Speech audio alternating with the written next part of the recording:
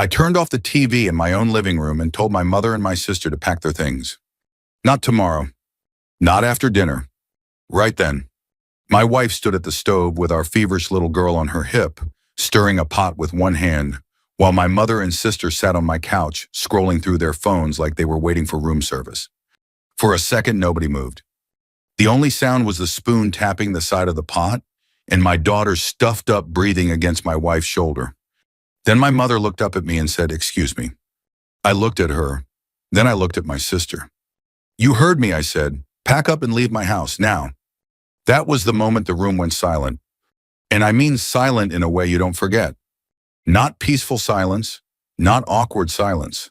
The kind of silence that tells you every person in the room just realized something had broken and it wasn't going back together the same way. But I'm getting ahead of myself. My name is Mark Ellison. I was 52 years old then, running a small HVAC company in Plano, Texas. Nothing fancy. 2 trucks, 3 employees, and enough late nights in attics and crawl spaces to make my knees complain every morning before my coffee was even done brewing. I wasn't rich, but I worked hard. My wife Rachel and I had built a simple life in a 3-bedroom house on a quiet street with oak trees, cracked sidewalks, and neighbors who knew when your trash cans were still out too late. Rachel was 41. She had a soft way about her, but she was not weak. People made that mistake sometimes. She taught preschool before Lily was born, and she had the kind of patience I used to joke should be regulated by the federal government. Our daughter Lily had just turned 2. Big brown eyes, curly hair that never stayed clipped back. She was funny in the way toddlers are, funny serious about crackers, suspicious of socks, and completely convinced the moon belonged to her. That week I had been down in Houston on a commercial repair job that was supposed to take 2 days and turned into 5.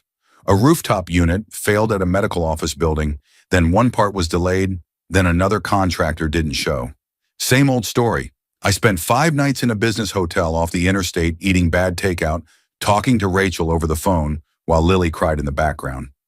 Rachel kept saying, "We're okay. Just get the job done." I believed her. That was my first mistake. My mother Diane had come to stay with us for a few days after her apartment had some plumbing work done. My younger sister Karen came with her because, according to Mom, Karen was between situations.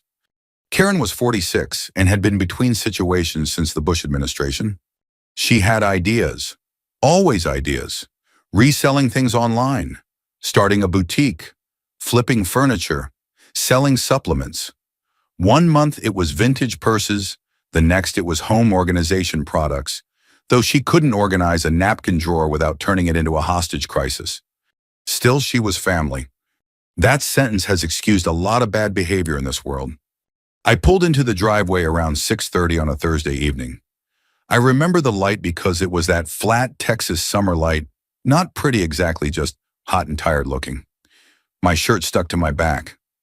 I had stopped at Buc-ee's on the way up I-45 and bought Rachel a bag of those cinnamon pecans she liked, figuring I'd walk in, kiss my wife, hug my daughter, shower, and maybe eat something that didn't come in a styrofoam box. The first thing I noticed when I opened the door was the smell. Not Rachel's lemon candle. Not dinner, though something was cooking. It was cheap perfume, sweet, sharp, heavy, Karen's perfume. It hit me before I even stepped inside. Then I saw the living room. My recliner, the one Rachel bought me for my 50th birthday, the one I sat in after long jobs with Lily asleep on my chest, had been shoved into the corner near the window. In its place stood a tall metal shelving unit, the kind you see in a storage room stacked with cardboard boxes and plastic bins. Some had labels, some had shipping tape. One had a roll of bubble wrap sitting on top like it belonged there. For a moment I just stared. It didn't feel like my house. The TV was loud. Some daytime courtroom show was blaring, even though it was evening. My mother sat upright on the sofa, glasses low on her nose phone in one hand. Karen was stretched out beside her bare feet on the coffee table, thumbs moving fast across her screen. Neither of them got up. Neither of them said, "Welcome home." Then I saw Rachel. She was in the kitchen standing at the stove. Her hair was tied in a messy knot and her face looked pale under the overhead light. Lily was on her hip in a little pajama shirt, cheeks flushed, nose red, her head tucked against Rachel's neck. Rachel was stirring something with one hand. "Hey," she said softly when she saw me. "Not 'thank God you're home.'" Not I missed you. Just hey, like she didn't have enough strength for a bigger word. I set my duffel bag down. Is Lily still sick? I asked. Rachel nodded. Fever came back after nap. I gave her Tylenol around 5. My mother didn't look up. Kids get fevers, Mark. You two panic over every little thing. Karen snorted. She's fine. She was running around earlier. Rachel's hand tightened slightly around the spoon. I saw it. Maybe another day I would have missed it. Maybe if I hadn't been exhausted. Maybe if the house still looked like ours. Maybe if my wife didn't look like she was about to fold in half right there by the stove. But I saw it. I walked over to the TV and pressed the power button. The room went dead quiet. Karen looked up like I had slapped her. Hey, she said, we were watching that. No, I said. You were sitting in my living room while my wife cooked dinner with a sick child in her arms. My mother's mouth tightened. You just walked in, Mark. Don't start. I'm not starting, I said. I'm finishing something I should have handled before I left. Rachel turned toward me. Mark. Her voice had warning in it, but also fear. Not fear of me. Fear of what would happen next. That hurt worse. I looked at my mother and sister again. You two need to pack your things. Karen blinked. What? You heard me. My mother stood slowly like she was trying to make her age part of the argument. I am your mother. I know exactly who you are. And this is how you speak to me. No, I said. This is how I speak to 2 grown women who watched my wife struggle and did nothing. Karen scoffed. Oh, please, Rachel likes doing everything herself. She's particular. Rachel looked down at the pot. That little movement told me plenty.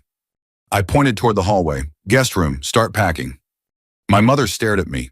Her face was red now, but her voice stayed controlled. You'll regret this. Maybe she expected me to soften. I usually did.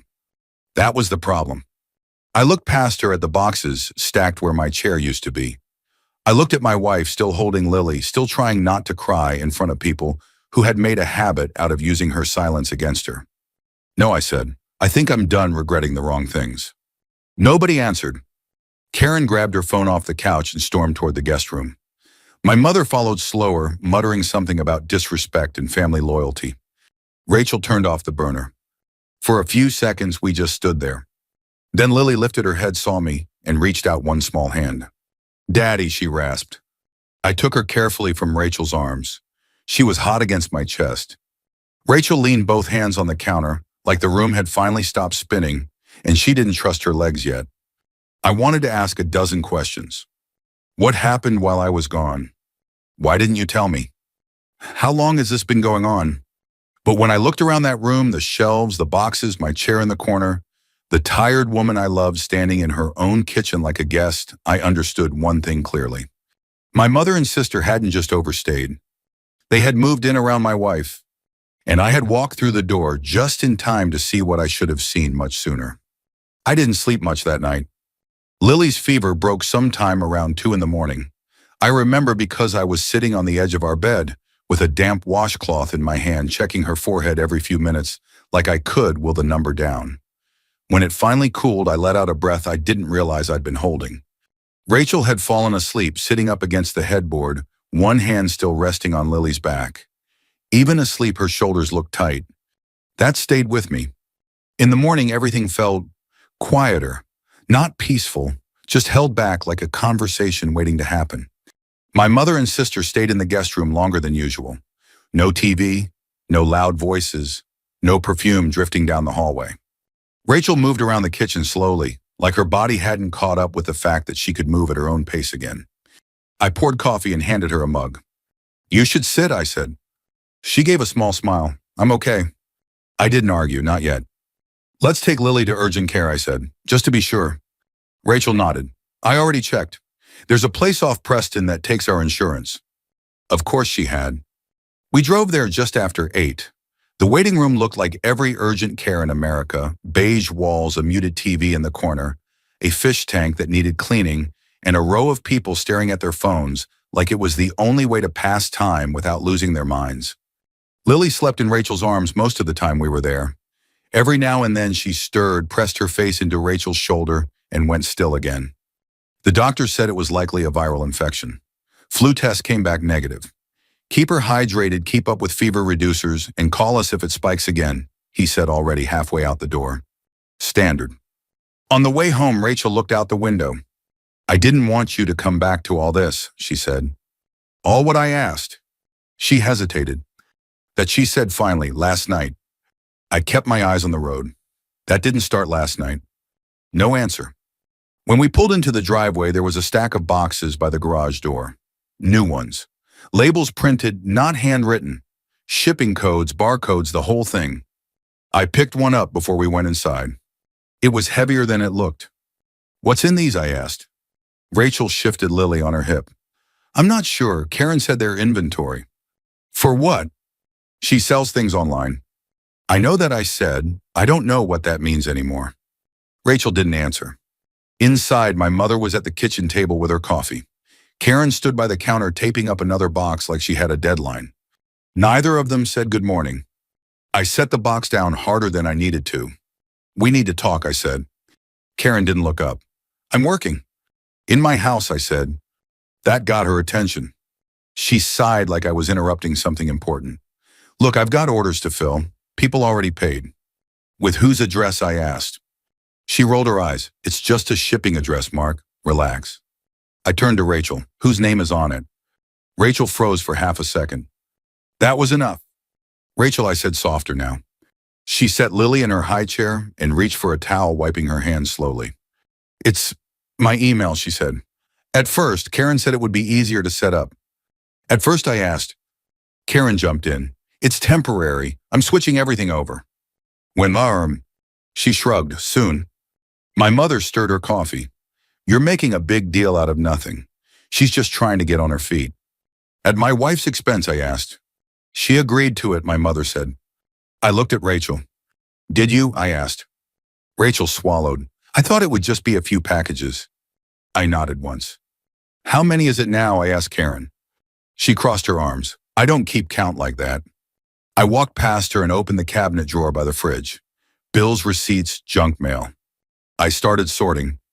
Mark, my mother said, warning in her voice. I ignored her. There were printed shipping labels, return slips, a small notebook with tracking numbers written in Rachel's handwriting. Not Karen's. Rachel's. I picked it up. You're the one managing this, I asked. Rachel shook her head quickly. No, I just wrote things down so nothing got lost. Because someone had to, I said. Karen let out a laugh. Oh my God, you're acting like this is some kind of crime. I'm acting like my wife is running your business while taking care of our sick kid, I said. That's what I'm acting like. My mother set her cup down. Watch your tone. No, I said. You watch yours. You've been here a week and my house looks like a storage unit. It's called helping families, she snapped. Helping would be cooking a meal, I said. Helping would be holding your granddaughter so her mother can sit down for 10 minutes. Silence. Karen grabbed a roll of tape and slammed it on the counter. You don't understand how hard I'm trying to make something work here. In my garage, I said. In your garage, she shot back, which you barely use. I stepped closer. I built that garage, I said quietly. I paid for this house, and you don't get to decide what I barely use. Rachel touched my arm. Mark. I took a breath. I wasn't going to lose control. Not like that. Where's the account registered? I asked Karen. She hesitated. That was new. Online, she said. That's not what I asked. My mother stood up. This conversation is over. No, I said. It's just getting started. I walked into the living room and picked up my phone. What are you doing? Karen asked. Checking something. I opened my email, typed Rachel's address into the search bar. It didn't take long. Order confirmations, shipping notices, customer messages, returns, complaints, all tied to Rachel. All tied to this house. I felt something settle in my chest. Not anger, something colder. Karen, I said, did you register this business under Rachel's name? She didn't answer. My mother stepped in. It's just paperwork. It doesn't mean anything. It means liability, I said. It means if something goes wrong, it's on her. Karen threw her hands up. Nothing's going to go wrong. That's not the point, I said. Rachel leaned against the counter, her face pale again. I didn't know it would get this big, she said quietly. I believed her. That was the problem. I looked at the boxes again, the shelves. The way my house had been rearranged to fit something that wasn't supposed to be there. Then I thought about what Tom Jenkins had said over the fence last week before I left. "Looks like you've got a lot of traffic lately," he joked. At the time, I'd laughed it off. Now it didn't feel like a joke. I pulled up the security app on my phone. I didn't use it much. Installed it after a break-in down the street a couple years back, then forgot about it. Until now. I scrolled back. There they were. Clips from the past few days. Cars pulling up. Boxes being carried in and out. Karen at the door talking to people I didn't recognize. My mother standing behind her directing them toward the garage like she owned the place. I felt Rachel's eyes on me. "What is it?" she asked. I didn't answer right away. I just watched. And the more I watched, the clearer it became. This wasn't a favor. This wasn't temporary. This was a system. And it had been running in my house while I was out of town, while my wife was taking care of our child, while everyone assumed I wouldn't look too closely. I locked my phone and slipped it into my pocket. "We're not done with this," I said. Karen opened her mouth to argue. I held up a hand. "Not right now," I said, "but soon." I walked past the shelves again, past the boxes, past the place where my chair used to be. Rachel followed me into the hallway. "Mark," she said softly, "I didn't want to make things worse." I turned to her. "You didn't," I said. "They did." She looked like she wanted to believe that. I reached for her hand. "We're going to fix this," I said. And for the first time since I walked in the door the night before, I knew exactly what I meant. I waited until the house settled before I went back to the footage. Late afternoon drifted into evening, the kind of quiet you get when people are avoiding each other on purpose. Cabinets opened softer, doors closed slower. Even the TV stayed off. Rachel put Lily down for a nap and sat with me for a few minutes on the edge of the couch. Not the recliner still shoved in the corner behind those shelves, but close enough that our knees touched. "You don't have to do this alone," she said. "I know," I said, "but I do need to see it for myself." She nodded, no argument. That was Rachel never pushing, even when she probably should. I opened the app and scrolled back to the day after I left for Houston. The first clip was ordinary. My mother on the porch waving at someone across the street. The next showed Karen carrying in a couple of small boxes. Nothing that would have set off alarms. I kept going. By day 2, the boxes got bigger. By day 3, there were more cars. Not delivery trucks, sedans, pickups, different plates, different people. Most of them stayed under 5 minutes. Day 4, the garage door was open almost all afternoon. Karen stood at a folding table just inside handing out packages like she was running a yard sale without the yard. My mother moved in and out of frame, pointing, organizing, telling people where to park. Rachel appeared only once. She stepped into the garage, said something I couldn't hear, then went back inside with Lily on her hip. Didn't come back out. I scrubbed forward. Another clip. Nighttime. The porch light was on. Karen stood outside with a man I didn't recognize. They were talking close like they didn't want to be heard. I turned up the volume. "I can do 10 units tonight," Karen was saying. "Cash is easier." The man nodded. "Same as before." "Yeah," she said. "Same setup." My mother stepped into frame behind her. "Keep it quick," she said. "We don't want neighbors asking questions." Something in my chest tightened. This wasn't just reselling a few things online. This was volume, movement, traffic, enough to get attention, enough to cause problems. I kept watching.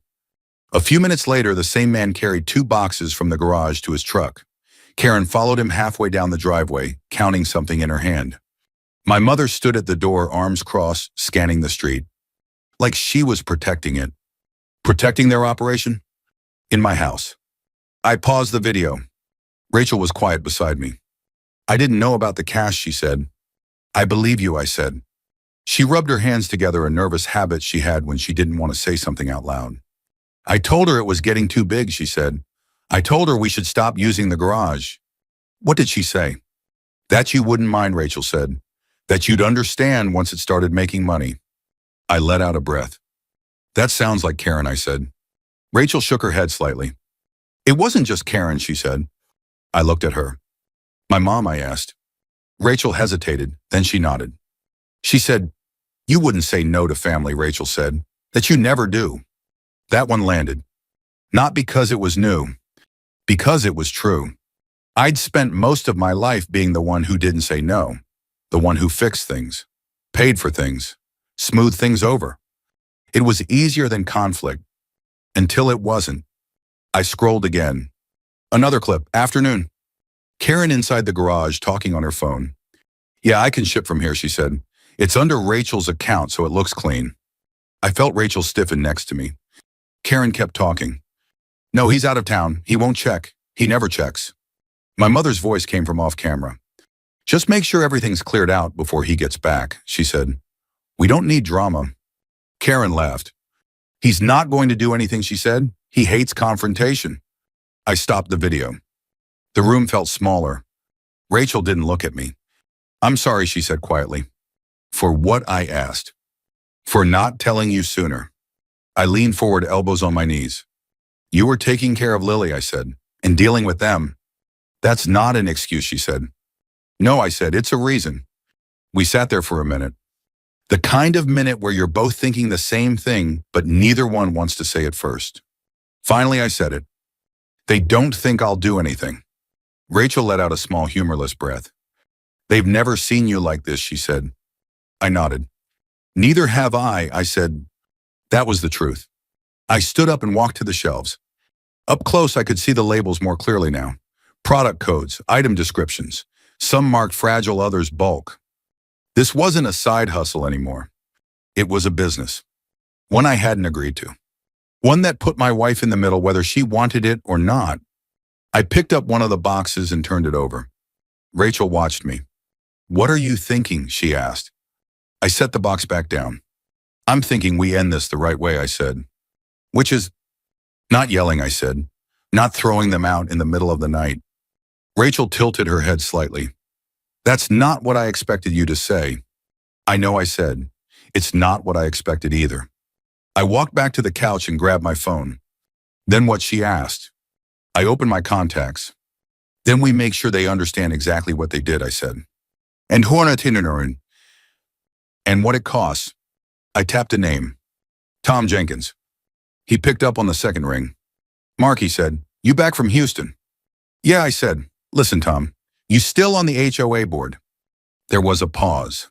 Why, he asked. I glanced at the shelves again, at the boxes, at the place where my house had been turned into something else. Because I think I might need a favor, I said. Tom didn't answer right away. Then he said, come by tonight, we'll talk. I hung up and looked at Rachel. We're not doing this in pieces, I said. We're doing it once. She studied my face. You're sure, she asked. No, I said honestly, but I'm done pretending it's not happening. Rachel nodded slowly. Then for the first time in a while, she reached for my hand without hesitation. We stood there together in that room that didn't quite feel like ours yet. But it would. Soon. Because whatever they thought about me, about how far I'd go, about what I'd tolerate, they were about to find out just how wrong they'd been. And this time I wasn't going to look away. Sunday came quiet. Too quiet for a house that had carried so much tension all week. I kept the routine normal on purpose. Coffee at the same time. Pancakes for Lily when she woke up, even though she only ate half of one, and pushed the rest around her plate with a serious look like she was negotiating terms. Rachel moved easier that morning. Not fully relaxed, but not bracing for impact either. That was enough for me. Are you sure about tonight? She asked while I rinsed dishes. Yes, I said. You don't have to make it a thing. I set the plate in the rack. It's already a thing. I'm just finishing it. She watched me for a second, then nodded. I'll help however you need, she said. Just be there, I told her. That's enough. By early afternoon, I had everything set. Nothing fancy, just organized. I moved the metal shelving unit out of the living room and back into the garage myself. Took longer than it should have. The bolts squealed when I loosened them, like they didn't want to move either. I brought my recliner back where it belonged. That mattered more than I expected. Then I set up the TV, hooked my phone to it, tested the connection twice, ran through the clips, made sure they played clean, labeled them in order so I wouldn't fumble when it counted. Rachel stood in the doorway watching me. You've thought this through, she said. I had time, I answered. What about your mom, she asked. She's not going to take this well. No, I said, she's not. And Karen. I almost smiled. Karen will try to talk her way out of it. Rachel crossed her arms, leaning lightly against the frame. And you, she asked, what about me? What are you going to do when they do? I looked at her. Finish what I started, I said. She didn't ask anything else. Around 5:30, the house started filling up. Tom Jenkins came first, wearing the same ball cap he'd had on for the last 10 years and carrying a six-pack like he was showing up for a regular Sunday. Smells better in here, he said as he stepped inside. That's because it is, I said. He gave me a look that said he understood more than I'd explained. A few minutes later, Mrs. Alvarez from down the street arrived. She wasn't officially on the HOA board, but she attended every meeting like she was running for office. Rachel, honey, she said, hugging my wife gently. How's the baby? Better, Rachel said. Thank you. My mother and Karen came out of the guest room last. They looked like they always did when company was overcomposed, polite, ready to play their parts. My mother even smiled at Tom. Well, this is nice, she said. A little family dinner. Karen glanced at the table, then at me. What's the occasion, she asked. I pulled out a chair. Sit down, I said. We ate first. That was important. No one talks well on an empty stomach, and I didn't want them thinking this was some kind of ambush the second they walked in. Dinner was simple. Roast chicken, green beans, mashed potatoes. Rachel cooked, but this time she wasn't alone. I stayed beside her, passing plates, clearing space, doing the small things that should have been happening all along. My mother noticed. Of course she did. You don't usually cook, Mark, she said. I do when it's needed, I answered. Karen barely touched her food. Her eyes kept drifting toward the TV. She knew something was coming. After we finished, I stood up and picked up the remote. Thought we'd look at something, I said. Tom leaned back in his chair. Mrs. Alvarez folded her hands in her lap. Rachel sat still, her hands wrapped around her glass. My mother sighed. Can this wait? We just ate. No, I said. It can't. I turned on the TV. First slide. A photo from last Christmas. All of us in the living room. Lights on the tree, Lily in a red dress, my mother smiling, like everything was exactly how she wanted it. No one said anything. Second slide. A short video clip. Karen at the front door. A man standing outside. She hands him a box. He gives her cash. Karen's fork clinked against her plate. Mark, she started. I held up a hand. Not yet. Third slide. The garage, shelves stacked with boxes. More than what had been in the living room. Labels visible, movement constant. Mrs. Alvarez leaned forward slightly. That's a lot of inventory, she said quietly. Fourth slide. A screenshot. An online storefront page. Address listed as mine. Contact email tied to Rachel. Rachel's name visible. My mother straightened in her chair. This is unnecessary, she said. No, I said, it's overdue. Karen pushed her chair back a few inches. You're blowing this out of proportion, she said. It's just a small business. In a residential neighborhood, Tom said calmly. With traffic. That's an HOA issue. Mrs. Alvarez nodded. And liability if it's under the homeowner's account. Karen looked at them, then back at me. You brought them here for this, she asked. I brought witnesses, I said. My mother stood up. I will not sit here and be humiliated, she said. I stepped slightly to the side, not blocking her, but not moving out of the way either. You're not being humiliated, I said. You're being shown what you chose to ignore. Her eyes flashed. How dare you speak to me like that in front of strangers? They're not strangers, I said. They're the people who will be involved if this keeps going. Karen reached for the remote. I took one step forward. Sit down, I said. She froze. For a second, I thought she might push it anyway. Then she looked at me and something in her face changed. Not fear. Recognition. She sat. I clicked to the next image. A still frame from the footage. My mother standing at the garage door watching the street while Karen completed a transaction. Mrs. Alvarez exhaled softly.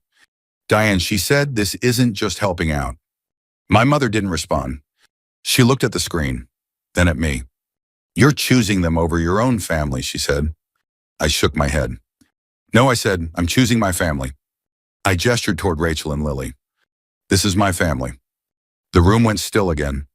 Same silence as before. Different meaning. I set the remote down on the table.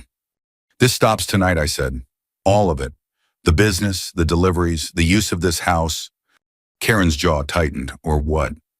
I met her eyes.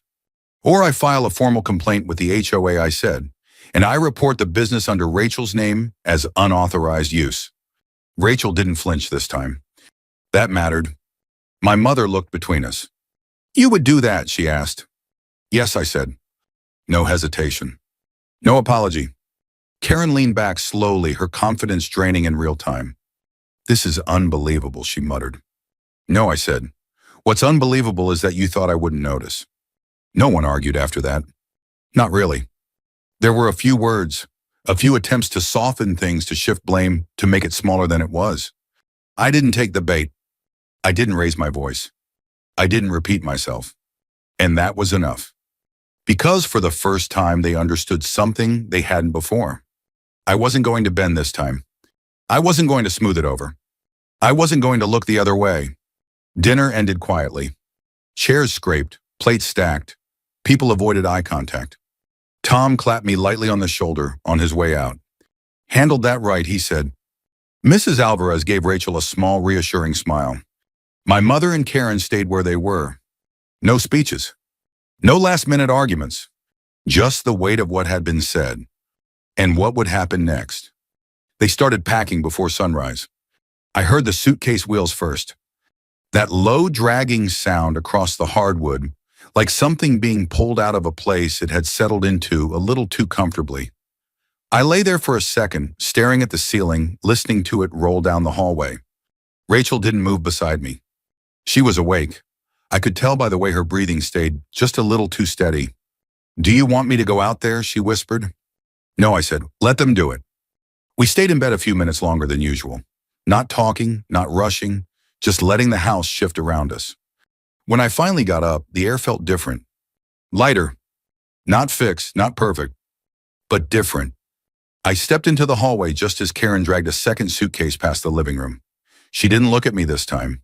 No comments, no eye rolls, just a tight jaw and eyes focused on the door like it was the only thing that mattered. My mother came out of the guest room a minute later with a smaller bag. She stopped when she saw me. For a moment, I thought she might say something, defend herself. Blame Rachel, remind me of everything she'd done for me growing up. Instead, she said, you've made your point. I leaned against the wall. This wasn't about making a point, I said. It felt like it, she replied. It was about stopping something that shouldn't have been happening in the first place. She held my gaze. You could have handled this privately. I tried, I said. You didn't listen. That landed. She looked past me into the living room. The recliner was back where it belonged. The shelves were gone. The space looked like a home again. You've changed, she said. I shook my head. No, I said. I just stopped ignoring things. Karen came back through the hallway, keys in hand. Car's loaded, she said to my mother. Then she looked at me. This didn't have to go this far, she said. It already had, I answered. She opened her mouth and closed it again. For once, she didn't have a comeback. They left without another word. No slammed doors, no dramatic exits. Just the quiet click of the front door closing behind them. I stood there for a second after they were gone. Not celebrating. Not relieved in some big, obvious way. Just still. Then I heard small footsteps behind me. Daddy. Lily stood in the hallway, hair sticking up on one side, clutching her stuffed rabbit. I crouched down and held out my arms. Hey, sweetheart, I said. She walked into me and rested her head on my shoulder. Grandma go, she asked. Yeah, I said gently. Grandma went home. She nodded like that made sense. Kids don't overcomplicate things. Rachel stepped out of the bedroom a moment later, wrapping a sweater around herself. Is it done, she asked. I nodded. It's done. She exhaled slowly. Not a big reaction. Just a release. We spent the rest of the morning putting things back. Not in a rushed way, not like we were trying to erase something. More like we were reclaiming it. I moved the last of the boxes out of the garage and into the driveway for Karen to pick up later. Cleared the folding table, swept the concrete floor. Rachel wiped down the kitchen counters, reorganized the cabinets, threw out things that didn't belong. Lily followed us from room to room, occasionally helping by moving objects 2 inches to the left and declaring it important. By noon, the house felt like ours again. Not just in how it looked, in how it sounded. Quiet but not tense. Open. I sat in my recliner for the first time in over a week. It felt strange at first, then familiar. Rachel brought me a cup of coffee and sat on the armrest like she used to before all this. "Thank you," she said. "For what?" "For not letting it keep going," she said. I looked at her. "I should have stopped it sooner," I said. "Maybe," she said, "but you didn't ignore it when it mattered." I nodded. That was probably the best I was going to get. A few days later, I helped Rachel close out the online account. Changed passwords, removed listings, contacted customer support to separate her information from anything Karen had set up. It took time. It always does. Tom stopped by once or twice that week. "Things quieted down," he said one afternoon, leaning on the fence. "They will," I said. Mrs. Alvarez sent over a plate of homemade cookies just because. Rachel smiled more. Not all at once, but enough that I noticed. About a week after that, my phone rang. My mother. I let it go to voicemail. Then I listened to it. Her voice was different, softer. "I just wanted to check on Lily," she said. "And I hope you're doing all right." No apology. Not directly. But something had shifted. I didn't call back right away. I needed time. Not to punish her. Just to let things settle into what they were now. Different. Clearer. That Sunday evening, we sat on the back porch. Rachel had her feet tucked under her, a blanket around her shoulders. Lily played with a plastic cup and a spoon like it was the most fascinating thing in the world. The sun dipped behind the houses across the street, turning everything gold for a few minutes. "I used to think providing was enough," I said. Rachel looked at me. "What do you think now?" she asked. I watched Lily laugh at nothing. "Now I think protecting matters just as much," I said. Rachel nodded. We sat there a while longer. No rush. No noise. Just the three of us in a house that finally felt like it belonged to the people living in it. And if there's one thing I've learned from all this, it's this. The hardest lines to draw are usually the ones closest to you. But once you draw them, things get clearer. If you've ever had to choose between keeping the peace and doing what's right, you already know how heavy that can feel. Just don't wait too long like I did. Some things don't fix themselves. You have to decide where your home begins and where everyone else stops.